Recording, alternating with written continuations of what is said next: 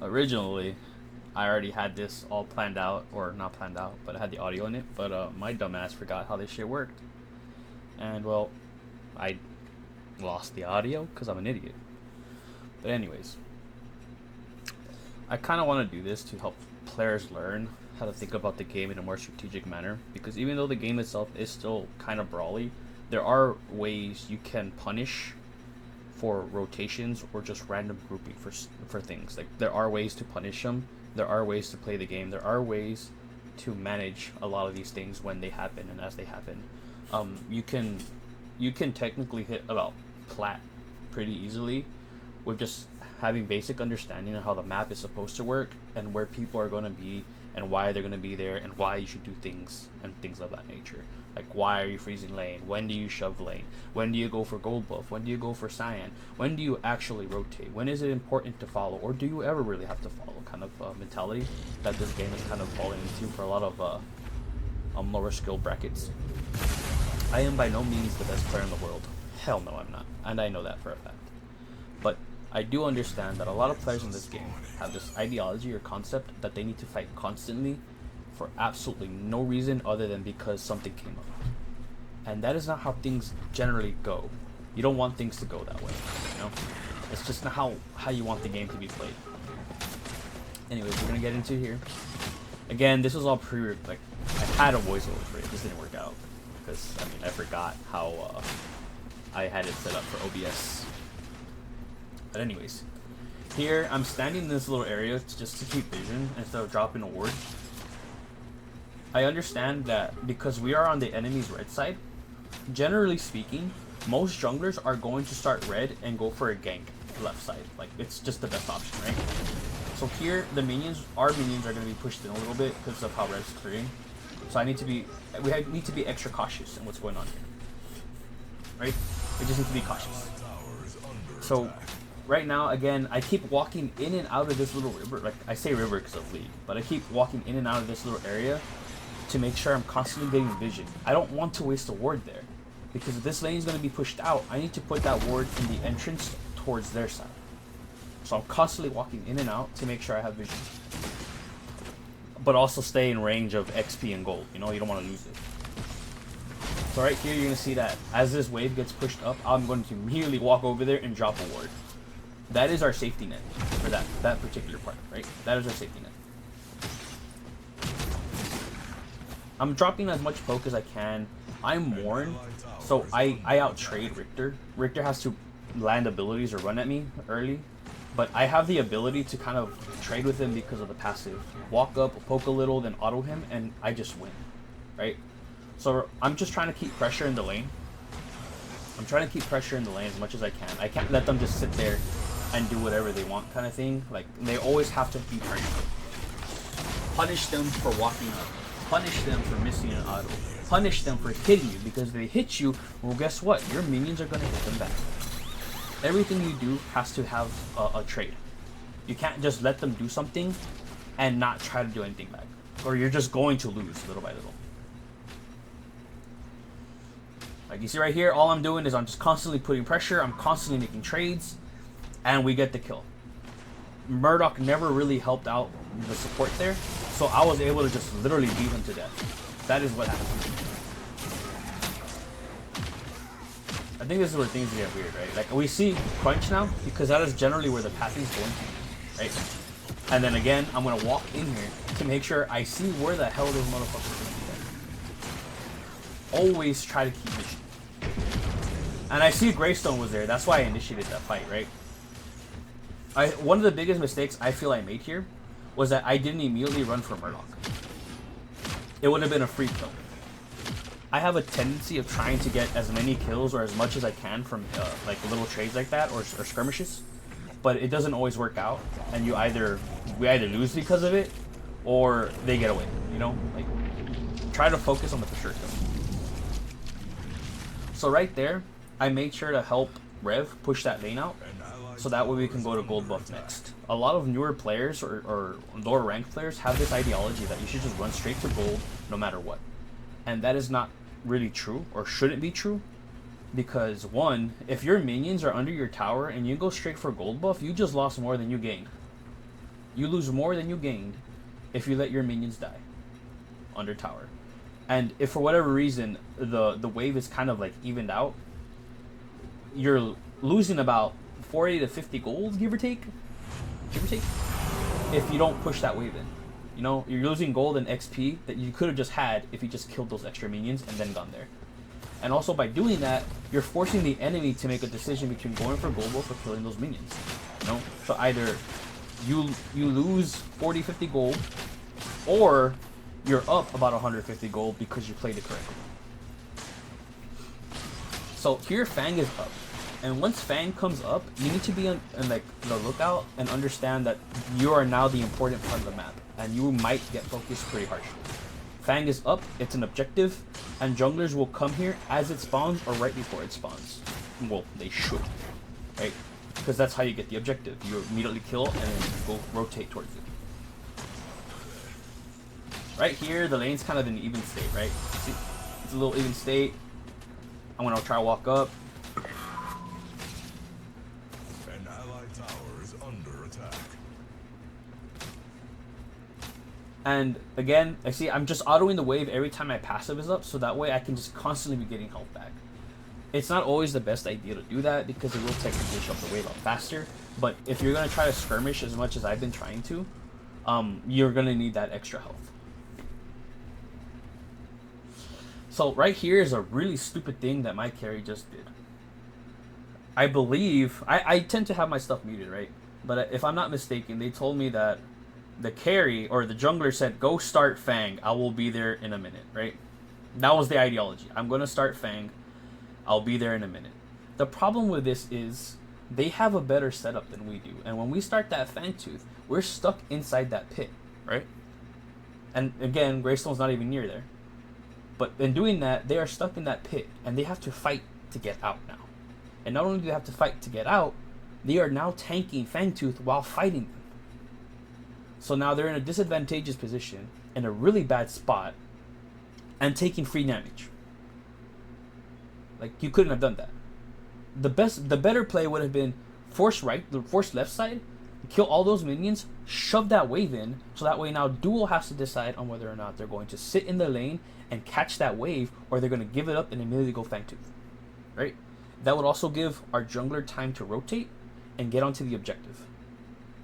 Like wave management is really important in a lot of these situations. Like if you kill all those minions right there and shove that out, they have to decide, are we going to lose all that XP or probably get a chance at getting it back?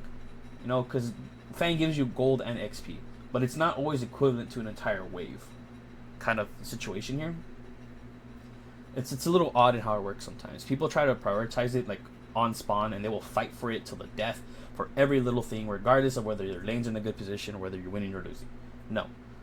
You can play strategically by just not running at people and thinking about the other things that can happen on the map, or why you want to do something, or what if you did this, what would that cause on their side, you know?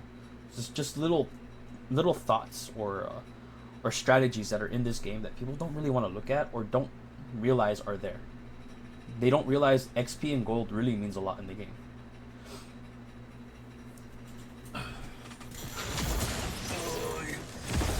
Yeah, I forgot what I was saying in this part, but I know I was talking mostly about the advantages and stuff like that.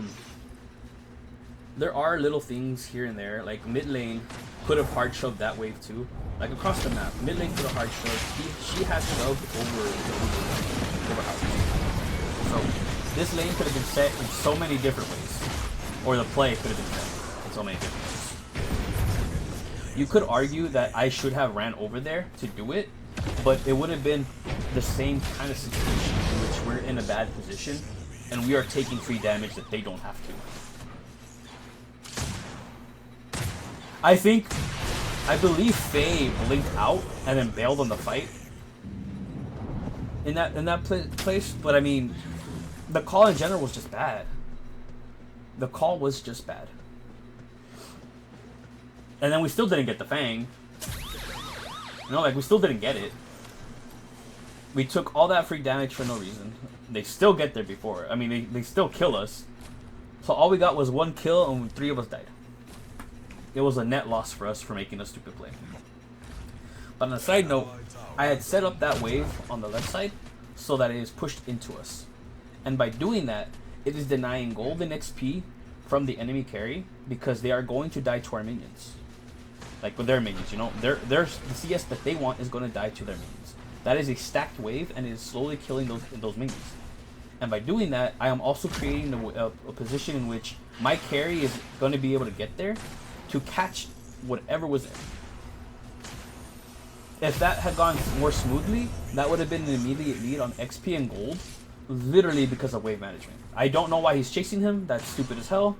You could have gotten the free gold. All you did was poke them, you know? He lost like 3 CS there because he did that. There's no real reason to do anything there right now. Like, yeah, he's alone, but your CS is more important.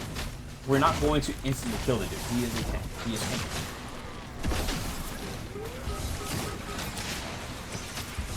So right here, he could have just created a freeze here, but I mean, again, in lower ranks, they don't really think about it, and he just hard shoves the wave out. By freezing the wave, you can force ganks because the enemy laner is going to have to walk up to you constantly just to farm. And if they have to do that, it opens up gank opportunities for your jungler. So right here, I'm already low. I need to back up because I understand that Rev is going to start running away, right? And the reason why I moved so far away from him was because I was already about half health, right? And if I can't really 1v1 Murdoch at that point, you know, I'm just trying to stay alive. And the best situation would have been for me to back up and back up with him so that way I could keep him alive. I let him tank a couple of hits so that way, I mean, you have to swap aggro sometimes because we both have HP bars. And if I'm able to wait for my cooldowns to come back up as he's taking damage, it is better than me dying before I can do anything. Oh, he dies here because he outplayed that, right? He overplayed it. Rev should have ran with me, and I would have been able to protect him a lot better. But because he ran out in that direction, as Greystone ran in, it became a very broken up fight, and he positioned himself in a way that he soloed himself out. Like Crunch just killed him.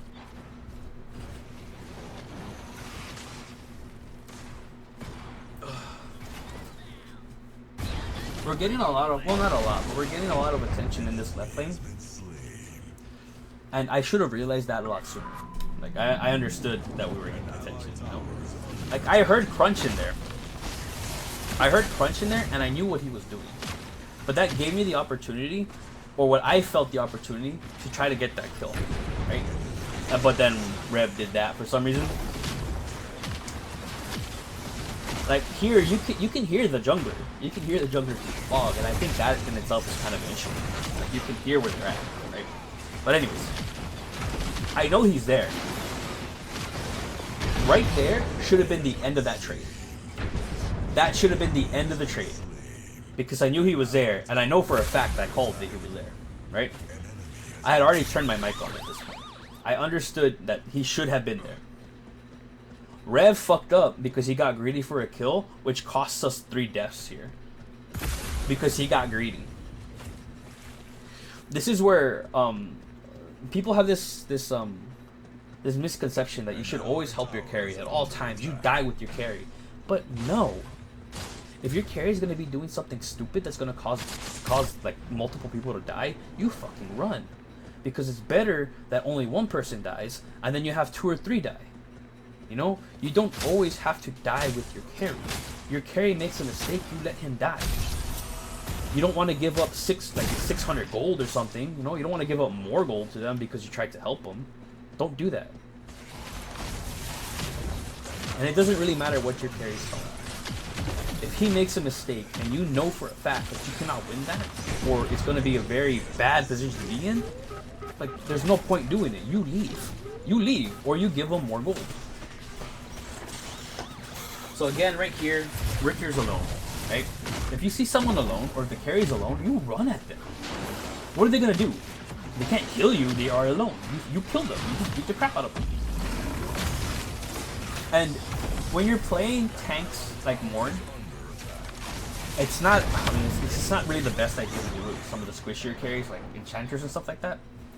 But you want to body block as much as possible, because if you're able to block their routes to escape or anything, it just makes it easier to kill targets, right? You just kill them. Rev fucked up here, and I'm trying to get in front of this dude, and I'm blocking as much as possible, right? Because I know what Crunch is going to do there.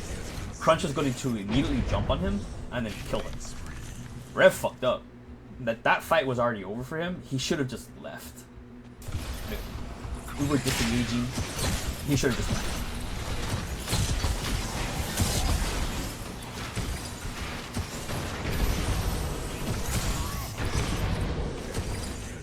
A little earlier in that fight, I kind of looked away and I wasn't paying attention to Rev getting his ass kicked. So in that regard, that is my mistake. And here's another mistake I made. Was it here? Yeah, it was here. Like, I believed we had a little more damage, or I could sustain more, and we would have gotten out for free. But that is obviously not what happened there. I died. It was a 1-for-1. It's not the worst thing in the world, but you would prefer not to die when you're trying to make something happen. You don't want to die because of a mistake.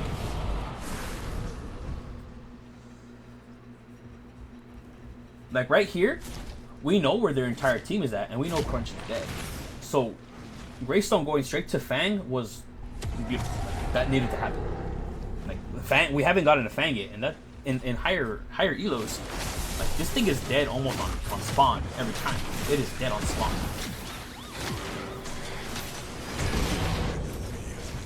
Nah, don't look at this. Look away, please. Please look away. Look away. Look away. So I see Crunch ran in, right? And I see Rev is getting chased. So right now I'm just trying to see if anyone else is coming. I'm trying to look for a position, because they should be disengaging in this, right? We should be disengaging. But they saw the opportunity, so I mean I followed up with it. Here's another place where I feel like we should have chased or could have chased, but my team wasn't confident in it, so they didn't. But in my opinion, it probably would have been another free 2 kills, or at least a kill on the Richter.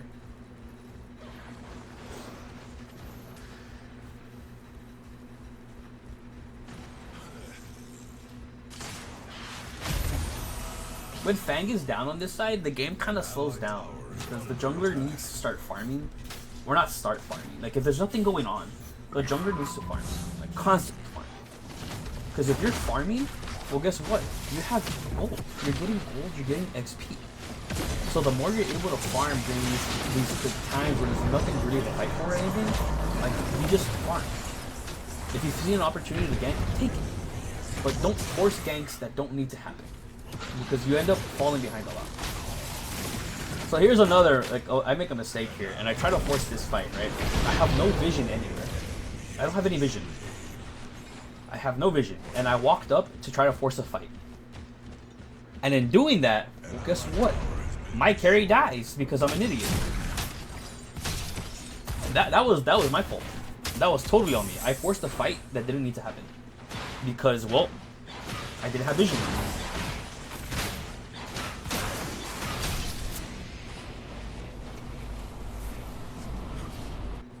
So because of my misplay, they kill me, take tower, they kill both of us, take tower, and then get gold buff. Wait. Oh, the enemy team died, my bad. But no, like, because of my misplay there and trying to make something happen without vision, they got 2 kills, gold buff, and they get shoved away. So that's a lot of gold that we miss out and gave them at the same time.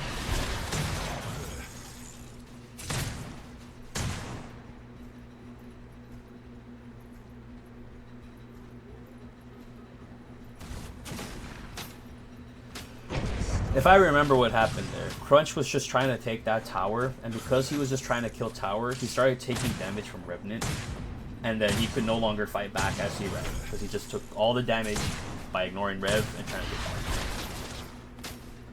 So here we go. Like, I'm trying to put vision down again. I learned from my mistake. I'm putting vision down. I'm trying to make sure that doesn't happen again, because that was a stupid mistake to have happen. Very stupid.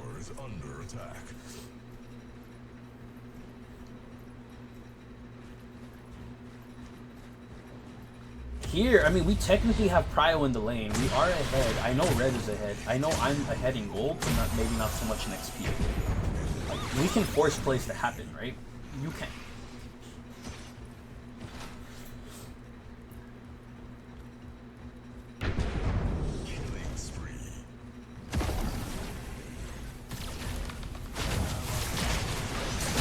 I don't...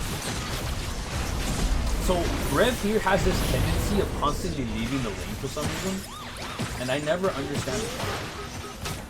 Like, what was the point of going over there at that point in time? You know, like, what was the point? I think I got really greedy here, yeah, and I die for it because I'm an idiot. I got really greedy here. I was trying to outplay them. The idea was I was going to walk up, taunt them to buy time for Rev, and then force them to fight me under the tower, which obviously did not happen, and I died for it. You know. Sometimes you make plays and they work out beautifully. Other times you do stupid shit like that and you die. You know, it happens. Sometimes you have to limit test to see what you can do and get away with, so you understand better later what your limitations are in terms of items, HP, and damage and all that stuff. So you understand better how to make these trades and fights.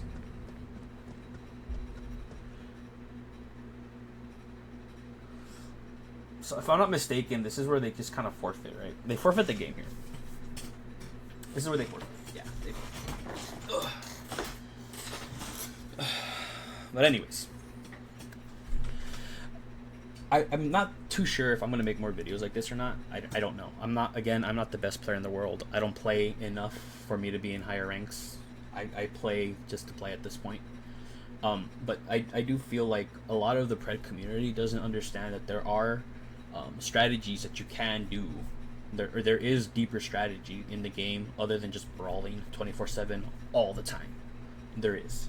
You can punish little mistakes. You can punish roams. If they're constantly fighting, your mid laner or whatever lane is there, they give up tower. Fucking let them have it. Let them have the tower. Let them have the tower.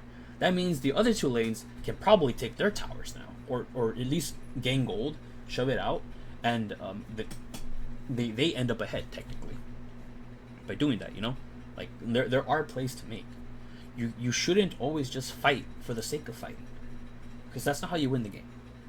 Characters have power spikes, and there's times where they fall off and they become really weak in comparison to everyone else. There are times to fight, and there's times where you just kind of see if you can find the opening into a fight. You know, you don't just run at people and hope it works. But yeah, I would like to make more of these videos. I mostly play support at the moment because reasons. So I've been playing support, but I am an off-lane jungle main, but I think I'm probably better at support at this point, to be honest. I want people to learn that the game is a lot deeper than they think it is, and I don't really see too much, or any. I think there's like 1 or 2 people. If I find it, I'll put it in the description or something, of people who try to teach people how to play, or at least more recently. The last one was like 2 years ago that I saw, right? Or a year ago, some shit like that. So, I mean, I'm trying to help people learn how to play the game, so that way they have a better experience. You know, you can carry in solo queue. It's just extremely difficult when your entire team's just kind of running it down and not knowing how to play the game, right? But when you're playing in solo queue, you have to play in a much different manner than what you would do if you were actually in a team. You need to play the game with the assumption that you need to win. You know, like you're the one that has to do everything. You have to make the plays. You have to do the damage. You have to make sure that your carry does not die. You have to make sure you get the kills for the carry. You make sure everything happens, right? You have to play solo queue with the understanding that your team may not be as good as you, and they may int. And you have to play around that fact as best as you can. Whether it be taking all their resources, whether it be killing the lane for them, or you sit in their lane to help them. You have to do what you need to do to win the game, right? If you feel some of these people aren't even doing anything, take their resources. Take it. Who gives a fuck? They're not doing anything with it anyways. You're the carry now, you know? Or you're the damage now. You need to make stuff happen. But anyways, I might make more videos, maybe on like positions and stuff like that I understand or actually play. Maybe on characters that I play a lot. Maybe I'll go some more in depth and how Morn operates and wants to play the game kind of way. You know, there are characters that like, I do enjoy, and I would like to teach people how to play them or at least item builds and things of that nature. Because a lot of the problems that you see in Pred are literal item build problems. They just refuse to build correctly, and you lose off of that. But anyways, I think that's it, guys. If I make any more, well, I do. If not, well, sucks.